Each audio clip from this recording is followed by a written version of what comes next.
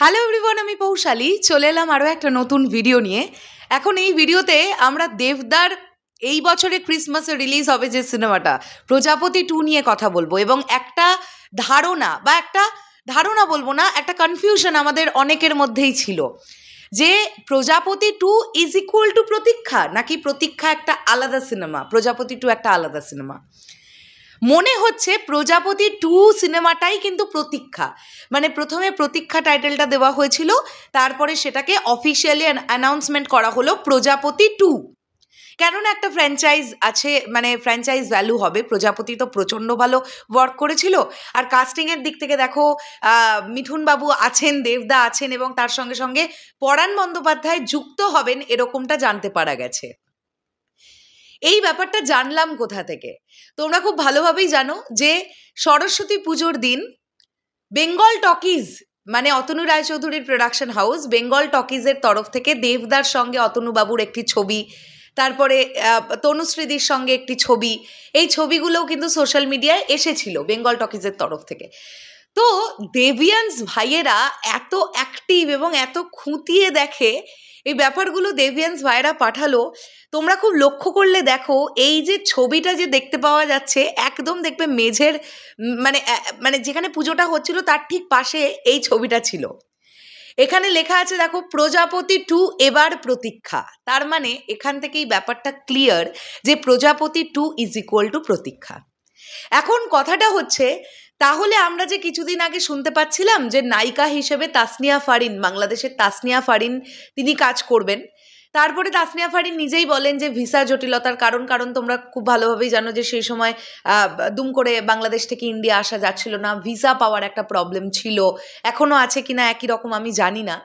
তো তাহলে কি তাসনিয়া ফারিন নায়িকা হিসেবে থাকছেন প্রজাপতি 2-তে, নাকি অন্য কেউ?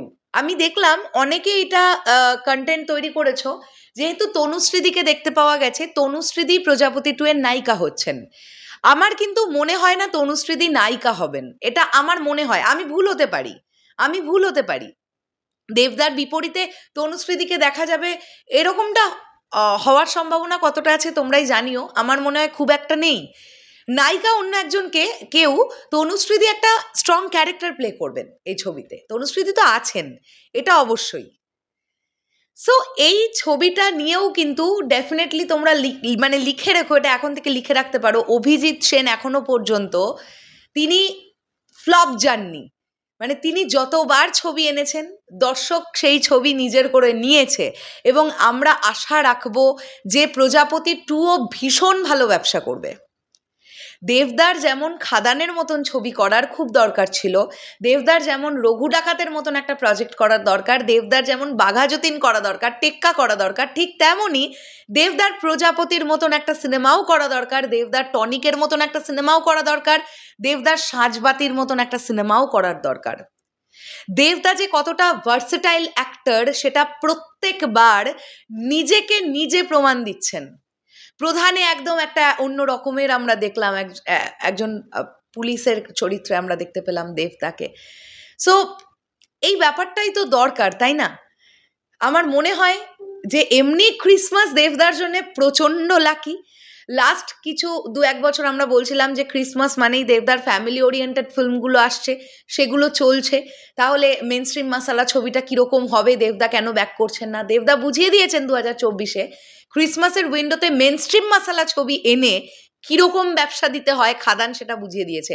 আর 2025-এর ক্রিসমাসে এই ছবিটা এসে আবারও বোঝাবে যে দেবদাকে সাধারণ মানুষ যেমন মেনস্ট্রিম মাসালা ছবিতে বা অ্যাকশন অবতারে দেখতে পছন্দ করে, ঠিক তেমনই একটা ভালো ছেলে, একজন খুব দায়িত্বপূর্ণ ছেলে, এই ধরনের ক্যারেক্টারেও দেবদাকে দেখতে পছন্দ করে। ফ্যামিলি ওরিয়েন্টেড ড্রামাতেও লোকজন দেবদাকে নেয়। হ্যাঁ, গল্প ভালো হতে হবে, দর্শকের পছন্দ হতে হবে। প্রধান গল্পটা কি খারাপ ছিল, নাকি প্রজাপতি গল্পটা খারাপ ছিল? আমার তো ভাল লেগেছে ভাই, কার কি লেগেছে আমি জানি না। কাছের মানুষের কথাই বলো না, একদম অন্য রকমের একটা কাজ। সো দেবদা কনস্ট্যান্ট নিজেকে ভাঙছেন, আরও নতুনত্ব কি করা যায়, একই রকমের এক জায়গা দিয়ে দেবদা ঘোরাঘুরি করছেন না, এটাই দেবদার সবচাইতে বড় পজিটিভ দিক। সো এটা নিয়ে আমরা কথা বললাম, তার মানে এটা মোটামুটি আমরা শিওর হয়ে গেলাম যে প্রজাপতি 2ই কিন্তু প্রতীক্ষা। ঠিক আছে, প্রতীক্ষা আলাদা কোনো সিনেমা হয়তো বা নয়। টাটা।